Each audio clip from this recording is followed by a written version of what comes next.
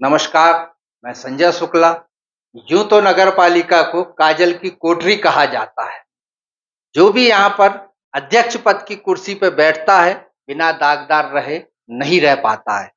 लेकिन आज हम एक ऐसे व्यक्तित्व से मिलाने जा रहे हैं, जो कि सौम्य, सरल और शांत स्वभाव के धनी भी व्यक्ति हैं। इनका 2010 से लेकर 2015 तक के ऐसा स्वर्णिम कार्यकाल रहा कि लोग आज भी इन्हें एक विकास पुरुष के रूप में याद करते हैं। बैतुल वाणी के स्टूडियो में आज हमारे साथ में डॉक्टर राजेंद्र देशमुख, पूर्व नगर पालिका अध्यक्ष जी मौजूद हैं। बैतुल वाणी के रूबरू कार्यक्रम में सर आपका बहुत बहुत स्वागत है। धन्यवाद।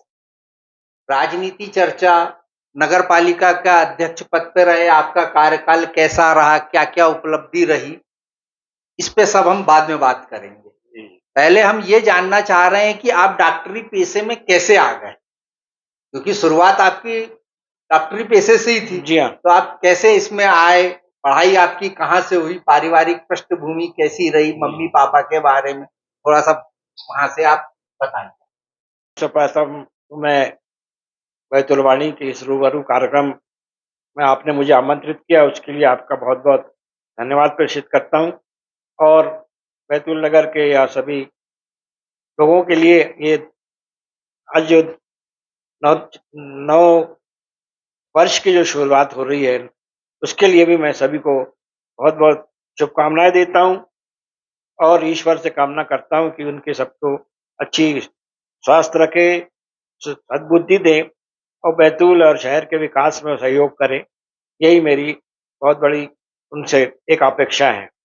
जहाँ तक मेरा राजनीति में आने का और डॉक्टर बनने का जो सपना है मेरा पूरा हुआ है, मैं एक बहुत ही मिडिल क्लास परिवार से बिलोंग करता हूँ और मेरे फादर स्वर्गीय श्री बुधराव जी देशमुख ग्राम परसोड़ी के, हम लोग मुल्ताई तहसील में ग्राम परसोड़ी है, यहाँ से हम बेसिकली मेरा जन्म स्थान भी वही है और वहीं से हम लोग यहाँ बैतूल में यहाँ तक आए हुए हैं।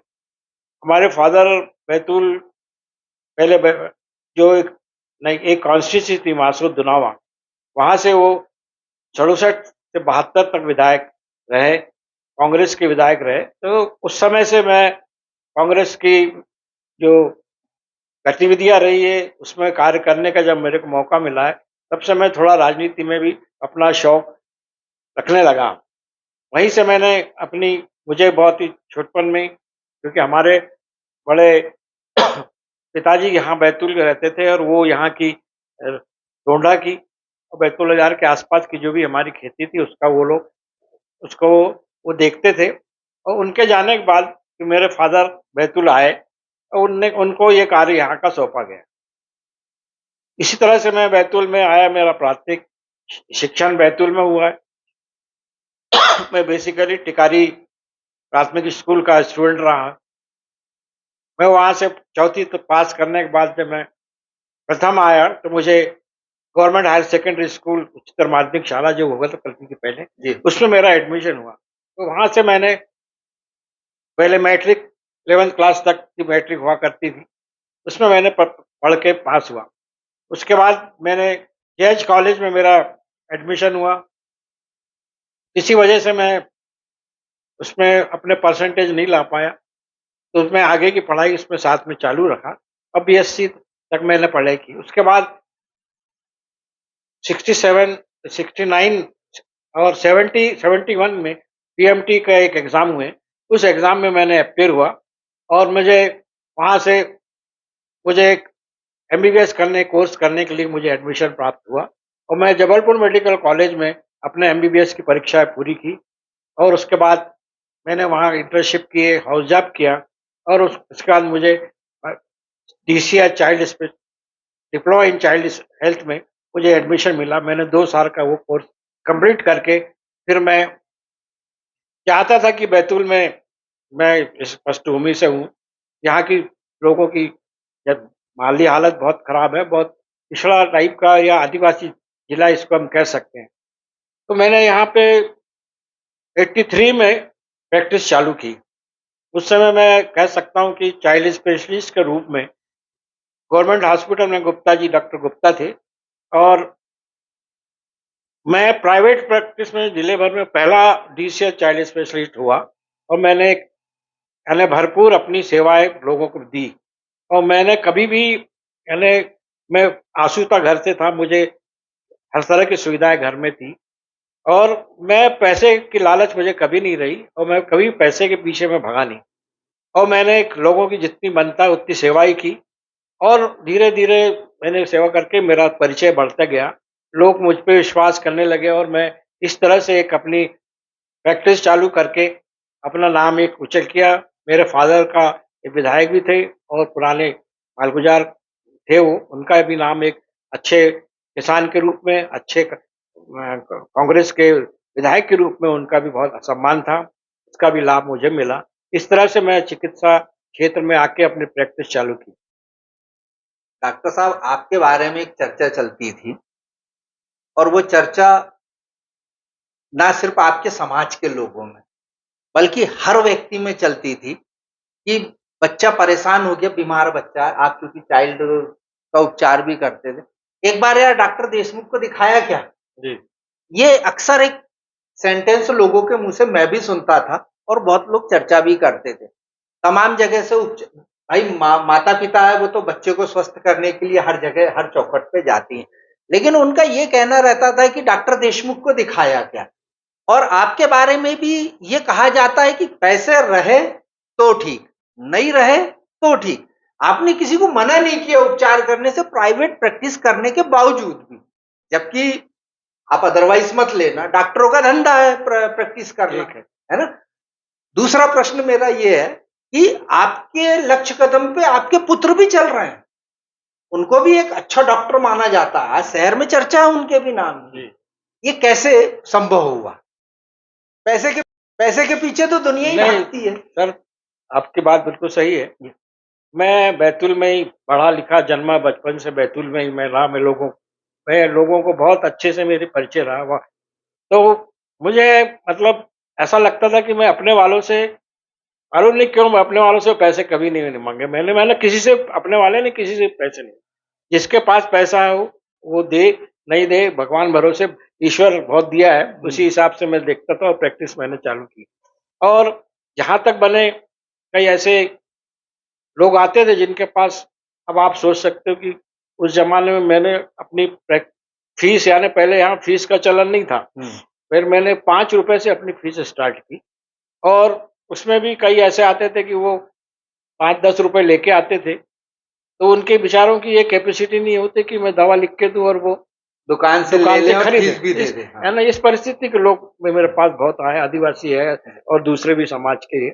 तो मैं जो अपने पास सैंपल की दवाई आती थी, मैं उसमें से कुछ दवा देता था, कुछ दवा लिख के उनको दे देता। इस तरह से मैंने अपने, जितना भी मेरा एक डॉक्टर पेशा है, जो हम लोग कसम खाते हैं डॉक्टरी की कि अब जनता की सेवा करेंगे, उसको मैंने फॉलो करते हुए अब उसको मैं आगे बढ़ता गया। और मेरे फादर, मैं नहीं चाहता था कि मेरे वजह से, किसी गलत वजह से मेरे फादर का नाम नीचा हो, जिनका इतना नाम इस जिले में या इस शहर में चलता है। तो इस मैंने हमेशा अपने माता पिता की फोटो अपने सामने रख के प्रैक्टिस करता था कि उनसे, मेरे वजह से इनका सिर नीचा नहीं हो, इसलिए मैंने इस तरह से प्रैक्टिस की है।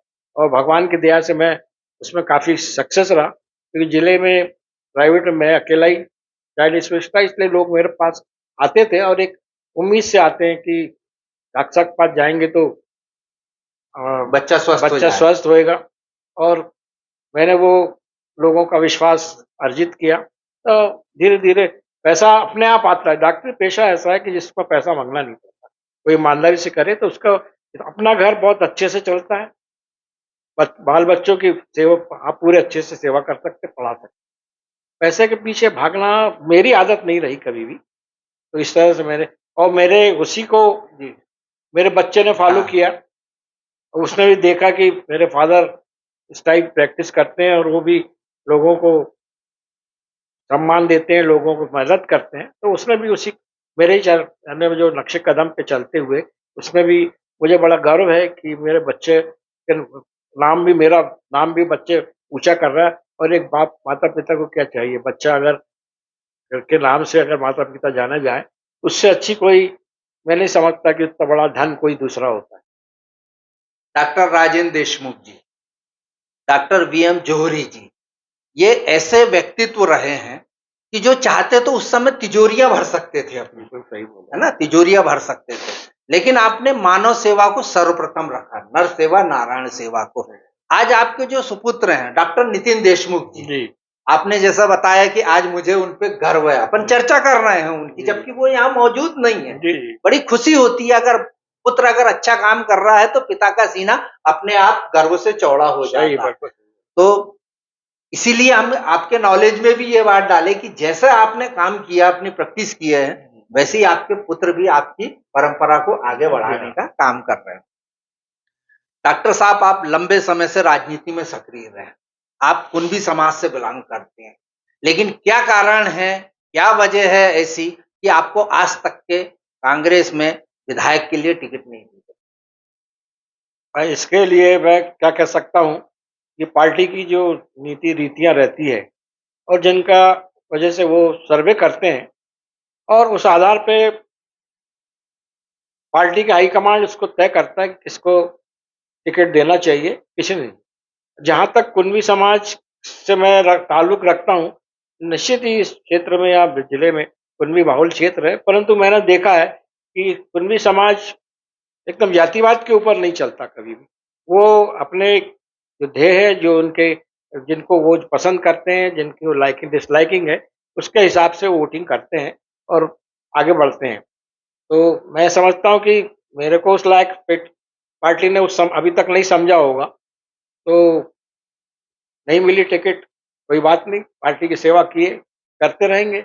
जबकि मुझे ऐसा लगता है जी, कि जो आपका जो कुणबी समाज बाहुल्य जो जिला है, उसमें आपसे जैसा, आपके जैसा जी, कोई दूसरा व्यक्तित्व नहीं है, जो शांत, सौम्य, सरल, जी, डिग्निटी मेंटेन करने वाले, कोई आरोप नहीं, कहीं कोई विवादित नहीं, कुछ भी नहीं।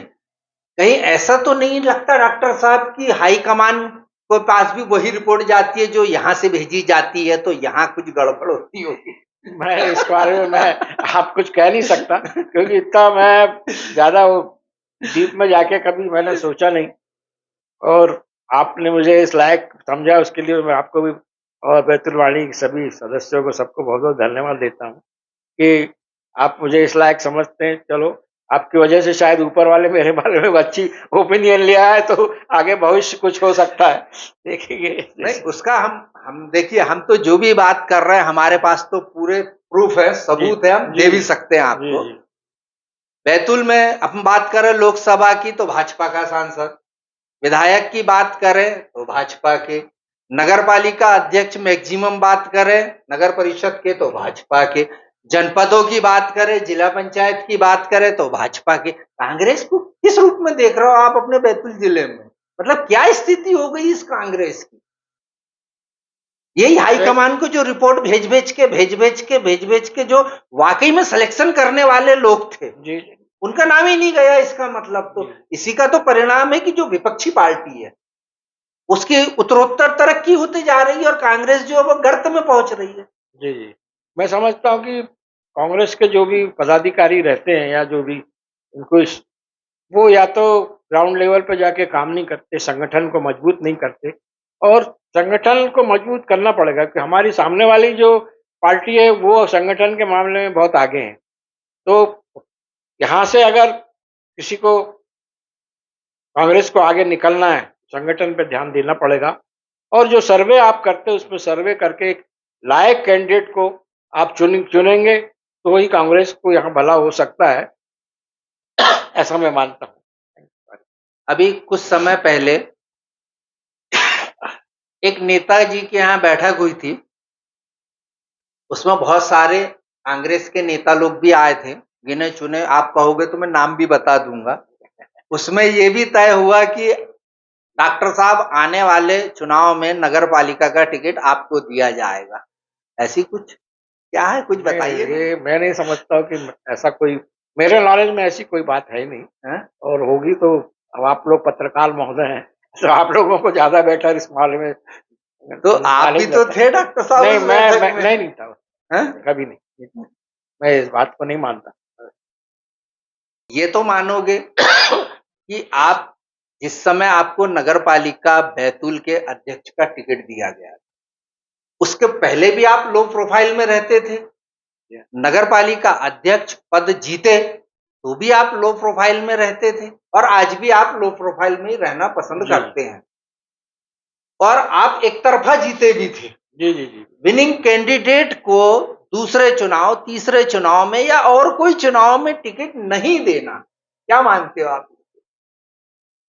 अब ये तो पार्टी के नियम कायदे या जो भी उनके विचार हो उसको देते हैं, परंतु एक बार मैं यहाँ एक बड़ा स्पष्ट कर रहा कि जब अशोक साबले जी यहाँ विधायक अध्यक्ष थे, उनने भी मुझे बहुत बार रिक्वेस्ट की थी कि आप चुनाव लड़िए। मैंने स्पष्ट रूप से मना कर दिया कि मैं नगर पालिका चुनाव नहीं लड़ना चाहता।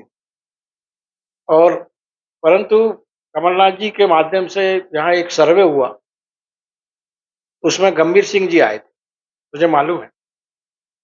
उस सर्वे में उनने सब जगह गए और मुझे इस बात का बड़ा फक्र है, बड़े वकील साहब, गर्ग साहब, बड़े वकील साहब उनके पास गए तो उनने बड़े वकील साहब से पूछा कि बैतूल से कांग्रेस की टिकट कौन जीत सकता है। तो बड़े वकील साहब ने बोला, मेरी नज़र में एक ही लड़का है, डॉक्टर राजेंद्र देशमुख। बड़े वकील साहब कौन? गर्ग साहब, आरके जी गर्ग साहब। वो उनने बोला कि वो एक लड़का है जो बैतूल से कांग्रेस को टिकट नगर पालिका से जिता सकता है। मुझे इस बात का फक्र है कि उन्होंने मेरा नाम लिया और उन्होंने बोला कि और कोई दूसरा आदमी यहाँ से मुझे नहीं लगता कि कोई चुनाव। इस बात को ध्यान में रखते हुए गंभीर सिंह जी मेरे पास भी आए, सब कुछ मैंने उनको भी मना किया कि मैं ये चुनाव में पढ़ना नहीं चाहता, मैं ज़्यादा। और उन्होंने बोला नहीं आपको तो चुनाव लड़ना पड़ेगा, और तो मैंने उनको तो मना किया। उनने ले जाके कमलनाथ जी को इस रिपोर्ट दी कि वो बैतूल से एक व्यक्ति, तो कमलनाथ जी ने फिर मुझे बुलाया कि चुनाव आपको लड़ना है। मैंने बोला सर ऐसी स्थितियां हैं कि मैं नहीं। बोले आप चुनाव लड़िए, हमसे जो भी लोग मदद कर बनेगी हम देंगे। मैं चुनाव लड़ा और आप जैसा कहते हैं, मुझे आपका सबका बड़े लोगों का, पार्टी के कार्यकर्ताओं का भरपूर सहयोग मिला और मैं चुनाव जीत के आया। और मुझे वकील साहब से मैं गया, उनसे मिला था, उनके आशीर्वाद भी लिया। पर ये लोगों का विश्वास मुझे पे रहा और उनने कमलनाथ जी के माध्यम से मुझे टिकट मिली और मैं जीत के गया। तो ये ऐसी प्रक्रिया रही है। तो अब मैं क्या कह सकता हूँ उसमें। मेरी हो सकता है मेरी जो सेवाएं यहाँ रही है लोगों को पसंद आई है, तो लोगों ने मुझे, मैंने जिनसे फीस नहीं ली तो उनने मुझे फीस के रूप में वोट दिया है, ये मैं समझता हूँ। और जीत के आया मैं, क्योंकि बीजेपी की शासन 18 साल से यहाँ बैतूल में कोई, मेरे उस समय तक कांग्रेस का कोई निर्वाचित अध्यक्ष नहीं था। निर्वाचित पहला अध्यक्ष कांग्रेस का मैं ही बना और 5 साल भगवान की दया से मेरा पहला वक्त आप लोगों ने लिया था। मैंने बोला भी था कि मैं काजल की कोठरी में प्रवेश कर रहा हूँ और ऊपर वालों से निवेदन करता हूँ, ईश्वर से कामना करता हूँ कि मैं साफ सुथरा वहाँ से निकलूँ। और मैं यहाँ तक मैं अपनी पूरी कोशिश की और साफ सुथरा नगर पालिका से निकला और ये बड़ी उपलब्धि है। उपलब्धि मेरे लिए थी। हम आपकी बात से ही एक प्रश्न बन गया यहीं की यहीं है ना, कि 18 साल बाद पहली बार कोई निर्वाचित अध्यक्ष कांग्रेस के डॉक्टर राजेंद्र देशमुख जी बने थे। मानते हो आप इस बात को? ये बिल्कुल बिल्कुल सही। ये भी मानते हो कि आप निर्विरोध रूप से आपका पूरा कार्यकाल चला, कोई विवाद नहीं, कोई दाग नहीं, कुछ नहीं। आपकी लोकप्रियता दरअसल में रॉकेट की गति से इतनी ऊंचाई पे पहुंच गई थी कि ये कांग्रेसियों को अखरने लग गई थी। मानते हो इस बात को? ये मैं कैसे मैं बता रहा हूँ कि आप कैसे मानोगे। ये अब आप लोग उसको कहें। डॉक्टर साहब मैं बता रहा हूँ ना कि आप डॉक्टर हो, मैं पत्रकार हूँ। जी जी जी, दोनों पढ़े लिखे बुद्धिजीवी श्रेणी में आते हैं। 18 साल बाद पहली बार भाजपा को ब्रेक किया, आप नगर पालिका के अध्यक्ष बने। आपकी लोकप्रियता की ऊंचाई रॉकेट की गति से बढ़ी। जी। उसके बावजूद भी कहीं ना कहीं आपका कैरियर खत्म करने की षड्यंत्र के तहत में 2015 के बाद से 10 से 15 आपका कार्यकाल जी रहा। इतने चुनाव बीत गए, एक चुनाव में डॉक्टर राजेंद्र देशमुख का नाम नहीं आना कहीं ना कहीं तो यही इशारा करता है कि कांग्रेस पार्टी नहीं चाहती कि आप उम्मीदवार बने। खुल के बोलिएगा नहीं, डॉक्टर खुल साहब। के बात करता हूँ। ये तो क्या है कि पार्टी और की, ये पब्लिक भी बोल रही है, हम नहीं, पब्लिक भी बोल रही है। क्या है, ये पार्टी के नियम कायदे जो भी है, पार्टी जिसे चाहती है तो उसको टिकट देती है और उसको चुनाव लड़ाती है। और चुनाव में टिकट लाना और लड़ने का हक हर कार्यकर्ता को, पार्टी के कार्यकर्ता लेकिन को है। विनिंग कैंडिडेट भी तो होना हाँ, चाहिए ना। विनिंग, अब उनकी नजर में और कोई विनिंग कैंडिडेट होगा तो मैं नहीं जानता, हो सकता है मेरे से बेटर रहे, वो इसलिए पार्टी दिए। और नए लोगों को पार्टी आगे लाना भी चाहती है और मैं चाहता हूँ कि नए लोग भी आए, पार्टी से आए, तो पार्टी का अच्छा उद्धार होना चाहिए। पार्टी तो सिलेक्शन पार्टी का उस हिसाब से हो कि चलिए, जीतने हमने वाले आपकी कैंडिडेट। बात मान ली कि सिलेक्शन बढ़िया होना चाहिए, पार्टी का उद्धार होना चाहिए। आप ये बताओ कि 2015 के बाद से जितने भी कैंडिडेटों का चुनाव हुआ है, पार्टी ने जो चयन किए, क्या ये सही चयन था? जो कि हार हार के पूरे थका दिए सब कांग्रेस को। मैं हारा खटकाने वाली बात नहीं है। क्या है, नहीं, कभी कभी कोई परिस्थितियां ऐसी बनती है, जो कहीं ऐसे योजनाएं सामने आ जाती है जिसमें पब्लिक का ध्यान उस ओर बढ़ जाता है। वो जो कार्य किए हुए हैं वो भूल जाते हैं और दूसरे जो तुरंत जो लाभ मिलते हैं उसके ऊपर लोग उसके उस पार्टी को वोट करने लगते हैं। और इसी वजह से मैं समझता हूँ कि पार्टियां आगे बढ़ती है और ये ऊपर वालों की दया है, जैसे क्या है। देखिए डॉक्टर साहब, हम आपको बिल्कुल बहुत अच्छे से जानते हैं और हम ये भी जानते हैं कि आप कांग्रेस के समर्पित कार्यकर्ता के जी, रूप में बिल्कुल काम बिल्कुल। करते आए हैं जी, और पार्टी के खिलाफ कभी बयानबाजी नहीं करेंगे। लेकिन आपकी बातों से और जो घटनाक्रम घटे हैं, इससे हमारी बात भी असत्य साबित नहीं होती है, ये भी प्रमाणित है। मैं क्या कह सकता हूँ, हो सकता है ये तो जनता तय करे कि किसमें सही चलिए, चल रही बात। 2028 में जो विधानसभा चुनाव होंगे, जी, 2028 इसमें आप दावेदारी करोगे क्या? दावेदारी अब मैं देखता हूँ, जनता या मेरे कार्यकर्ता, मेरे लोग बोलेंगे कि आपको चुनाव लड़ना है तो मैं एक बार दावेदारी करने की कोशिश करूंगा, सकूंगा। नहीं तो नए लोगों को पार्टी चाहता हूँ कि दूसरे भी नए लोग भी आए उसमें और अच्छे कैंडिडेट आए तो पार्टी का लाभ हो, ऐसा मैं चाहता हूँ। पार्टी के हित की बात करता हूँ।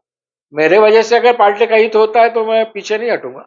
मैं चुनाव लड़, अगर देगी पार्टी मुझे तो मैं चुनाव लड़ लूंगा। बैतूल विधानसभा सीट कुनबी बाहुल्य मानी जाती है, ये तो आप मानते हो, जी, है ना?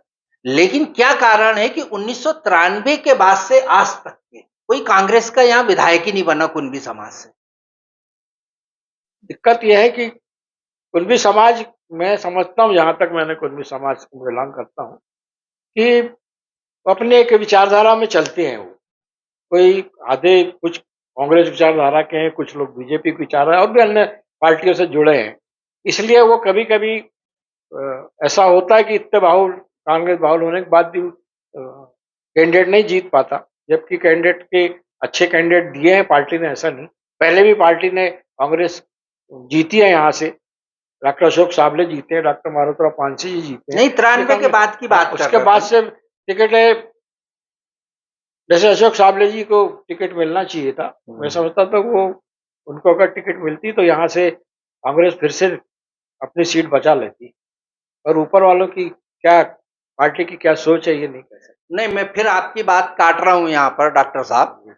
काट इसलिए रहा हूं कि जैसे आपने कहा कि कुणबी समाज के जो लोग हैं, कुछ भाजपा पृष्ठभूमि के हैं, कुछ कांग्रेस पृष्ठभूमि के हैं। मैं दावे के साथ कह सकता हूं कि कुणबी समाज के जितने भी जो कुणबी बाहुल्य मतदाता है, ये कुणबी समाज के साथ ज्यादा रहते हैं। वर्ष 2018 का चुनाव देखिए, बैतूल और मुल्ताई जी, दोनों जगह से भाजपा ने टिकट नहीं दी कुणबी समाज के लोगों को, जी, जी, कोई भी कैंडिडेट। क्या नतीजा निकला? सुपड़ा साफ हो गया, सुपड़ा हुआ। जी, पूरा कुणबी समाज, चाहे वहां मुल्ताई की बात करे चाहे बैतूल की बात करे, निपटा के रख दिया पूरा। मतलब कहीं ना कहीं कुणबी समाज समाज के कैंडिडेट के प्रति वफादार तो है। नहीं, ये तो आप सही बोल रहे हैं। वो ये गुस्सा रहा होगा समाज को जी कि हमारे दोनों पार्टी ने टिकट नहीं दी। हाँ, ये एक क्वेश्चन हो सकता है। जी जी। इसलिए उसका किसी एक को पार्टी को टारगेट बना के उनने दूसरी पार्टी को हरवा दिया और एक पार्टी को जिता दिया, ये हो सकता है। वो समय की परिस्थिति के हिसाब से वो निर्णय लिया होगा, ये मैं कह सकता हूँ। और पब्लिक है, ये तो सब जानती है, क्या कह सकते हैं। आपके परिवार पर एक आरोप भी ये लगता है कि आप यहाँ कांग्रेसी जरूर हैं, लेकिन मुल्ताई में भाजपा का काम करते डॉक्टर अपने चंद्रशेखर देशमुख जी को जिताने के लिए, क्योंकि वो आपके परिवार का मामला है, इसलिए। हमारे परिवार का मामला, दोनों की विचारधारा है, वो अलग विचारधारा में चलते हैं। हम लोग बेसिकली कांग्रेस के और कांग्रेस विचारधारा में चलते हैं। हम लोग कोई प्रूफ बता दे ऐसे कि हम लोग कभी उनका काम करने गए हों, तो मैं गया हूँ या मेरे परिवार के कोई लड़के गए हों, तो मैं नहीं समझता कि ये जो लांछन कुछ लोग व्यक्तिगत स्वार्थ के लिए लगाते होंगे, ये कह सकता हूँ। जी जी। बाकी ऐसा कुछ है नहीं। हम लोग कभी अपनी पार्टी के प्रति वफादार हैं और वफादार रहेंगे। क्या आप ये मानते हैं कि कांग्रेस में जो गुटबाजी चलती है, शायद जिले की बात कर रहा हूं मैं, जी जी। 2 गुट है, सबको पता है जिले में, एक मुल्ताई में, एक बैतूल में। हम ये नहीं पूछेंगे आपसे कि आप किस गुट में शामिल हो, है ना, क्योंकि आप तो समर्पित कांग्रेसी हो और रहना भी चाहिए। लेकिन जिले की बात कर रहे हैं, आप ये मानते हो कि जिले में गुटबाजी के कारण पार्टी के प्रति समर्पित, जुझारू और निष्ठावान जो कार्यकर्ता है, इनको वाकई में वो स्थान नहीं मिल पा रहा जो मिलना चाहिए? मैं तो किसी ग्रुप को बिलोंग नहीं करता जी मैं कांग्रेस हूँ। कांग्रेस जिसको भी देती है, मैं उसके लिए वर्क काम करता जी। हूँ और कांग्रेस के सिद्धांत पे चलने की कोशिश करता हूँ। और ग्रुपबाजी क्या है, मेरे समझता हूँ कि बड़ी पार्टियां जितनी भी है, चाहे बीजेपी हो, कांग्रेस में, सब में थोड़ी थोड़ी बार गुटबाजियां तो रहती है। ये तो एक स्वभाव है पार्टियों में। सब चाहते हैं कि हम आगे आए, हमारा आदमी आगे आए। तो ये तो छोटी मोटी चीजें, और ये हर पार्टी इस चीज से को प्रभावित होती है, इसमें कोई शक नहीं। तो मेरा स्वभाव है, तो मैं तो, आप जानते हैं कि मैं कांग्रेस का समर्थित आदमी हूँ।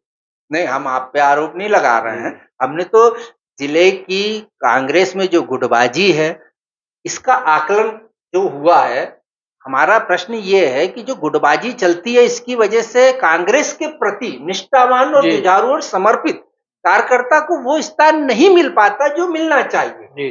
हमारा प्रश्न ये था। सही है। हमने आप पे आरोप नहीं लगाया, सही है। बिल्कुल नहीं लगाया।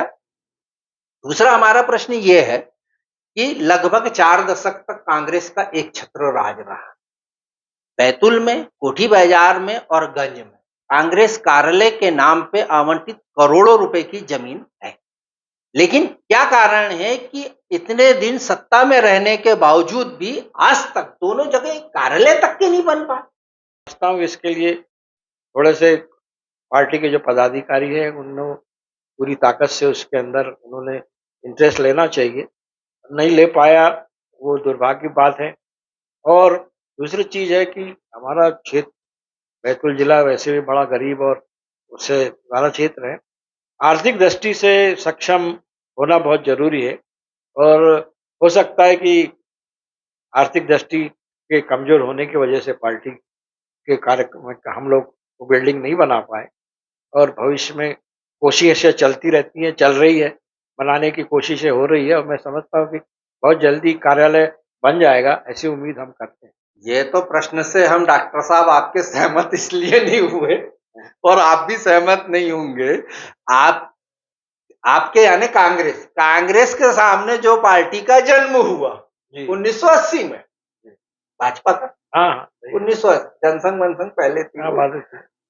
आलीशान भवन खड़ा कर दिया, ना सिर्फ बैतूल में बल्कि प्रदेश के कई जिलों में। और हम ये बोल रहे हैं कि इतने साल 1947 के बाद देश आजाद हुआ और आज तक के हम गरीबी रह गए।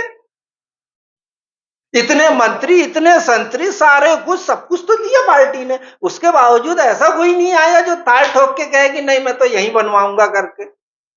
इसके अब वो हो सकता है हम लोग इसमें गरीबी कहां से आ गई, हम ये जानना चाहते हैं। शासन जिसका रहता है वो अमीर रहता है, जो शासन में नहीं है वो पहले, मैं नहीं समझता कि कांग्रेस में इतना बड़ा कभी इतने बड़े बड़े भ्रष्टाचार हुए हैं जो आज के हम लोग देखते हैं रूबरू। और क्योंकि जो पार्टी के पास पैसा आएगा, बड़े बड़े कॉर्पोरेट सेक्टर्स उनको मदद करते हैं और उसके दम पे वो लोग बनाते हैं, बनाए। और कांग्रेस ने कभी इसका लाभ नहीं लिया। ठीक है, तो थोड़ा बहुत चंदा कांग्रेस को मिलता है, परंतु आज 100% में से 80% एक पार्टी को मिल रहा है, 20% में बाकी सब पार्टियां हैं। तो कितना कितना चंदा एक एक पार्टी को मिलता है, फिर चंदे से चुनाव भी लड़ना है और बिल्डिंगें बनाना है, ये पॉसिबल नहीं होता। मैं ये समझता हूँ कि ये कारण है उसके लिए। कहीं ना कहीं इच्छा शक्ति की भी नेताओं में कमी रही। नहीं, इच्छा शक्ति की कमी तो नहीं रही, परंतु पैसे की कमी जरूर रही है, मैं मानता हूँ। चलिए, आप अगले प्रश्न में बोलेंगे कि वाकई में इच्छा शक्ति की कमी थी। अब जो मैं पूछने वाला हूं जी, उसमें जी। 2018 से 2020 आपकी सरकार थी, 15 महीने की मध्य प्रदेश में। एक मंत्री, 4 विधायक थे, मामूली चीज नहीं है। कोठी बाजार में कांग्रेस कार्यालय का अतिक्रमण भी हटाया जो लोगों ने किया था। एक फेंसिंग तक के नहीं करवा पाए डॉक्टर साहब वहां पर।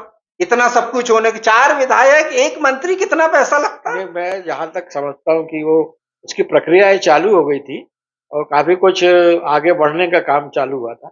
और बीच में हमारे जो विधायक मतलब अध्यक्ष थे डॉक्टर अशोक साबले, उनके निधन के बाद थोड़ी सी परिस्थितियां बदली और फिर नए जो अध्यक्ष आए उनने कोशिश की, परंतु जब तक 18 महीने की सरकार चली है उसके बाद हमारी सरकार नहीं रही, तो वो प्रक्रिया भी थोड़ी सी ठंडी पड़ गई है। मेरे ख्याल पर अभी कुछ लोग कोशिश कर रहे हैं कि वो भवन बन जाए और भवन बनना अति आवश्यक इसलिए है कि कार्यकर्ता एक जगह बैठता चर्चा करता है, अपनी कमजोरियों को उजागर करता है और आगे क्या योजनाएं वो योजनाएं बनती है। ये लाभ भवन का होता है। मैं भी चाहता हूँ कि एक कांग्रेस का बहुत अच्छा आलीशान तो नहीं पर एक अच्छा बड़ा भवन बने ताकि कार्यकर्ता वहां रुके, रात को रुके, सुविधाएं उनको मिले।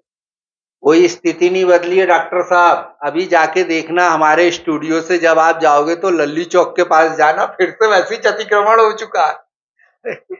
वो अतिक्रमण तो हट जाते हैं, ऐसा नहीं है, कोशिश कर रहे हैं। अच्छा शक्ति बढ़ी रहेगी तो हट वो भी हट जाएगी।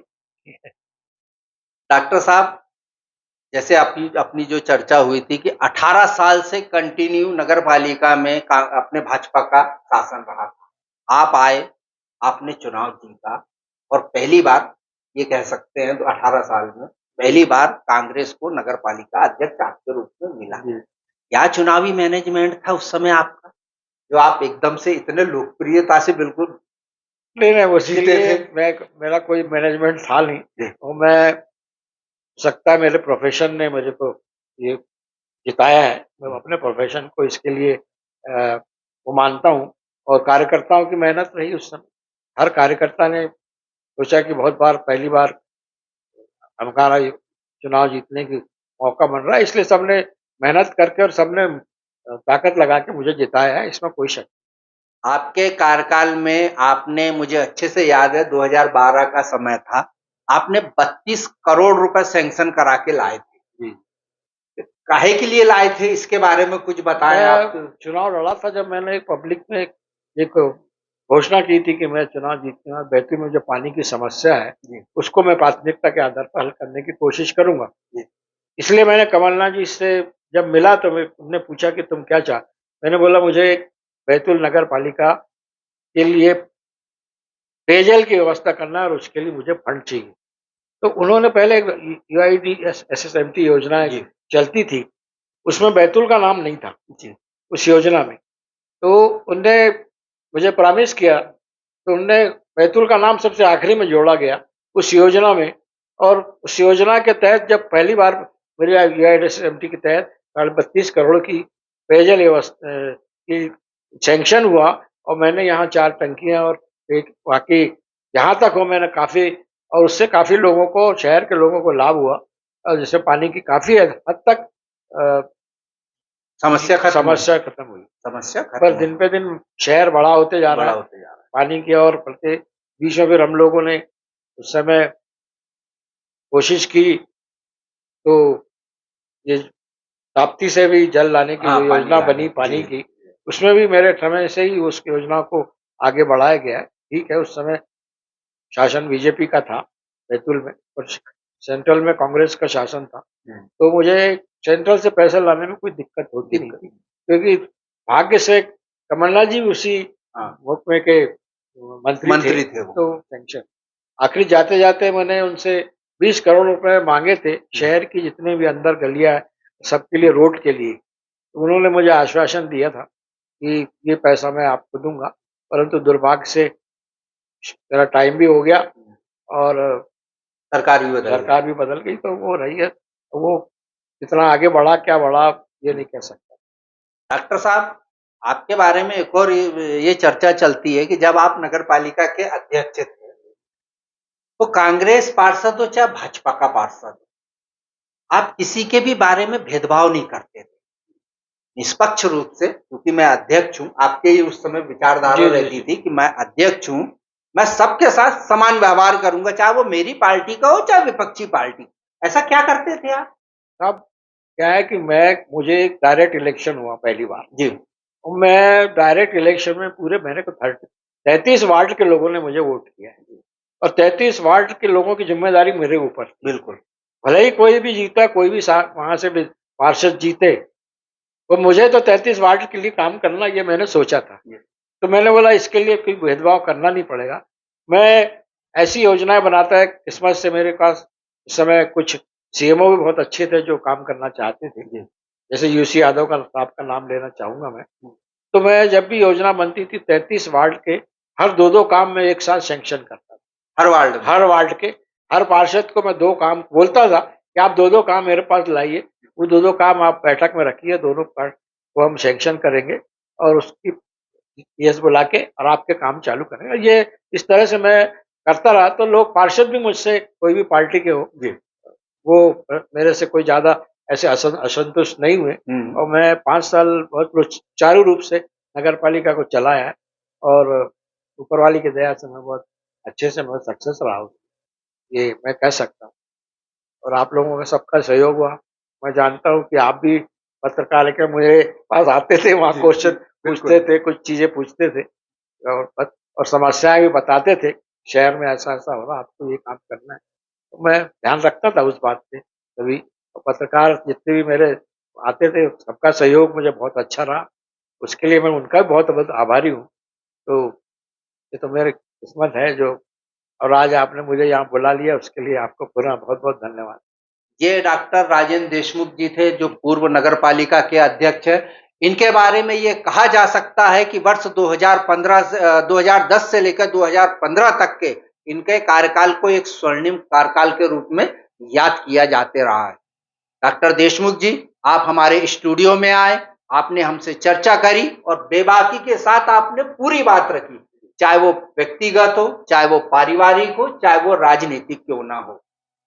इसके लिए बैतुलवाणी के रूबरू कार्यक्रम में आपका बहुत बहुत धन्यवाद। जी, मैं भी बहुत बहुत धन्यवाद आपको सबको बहुत बहुत साधुवाद देता हूँ।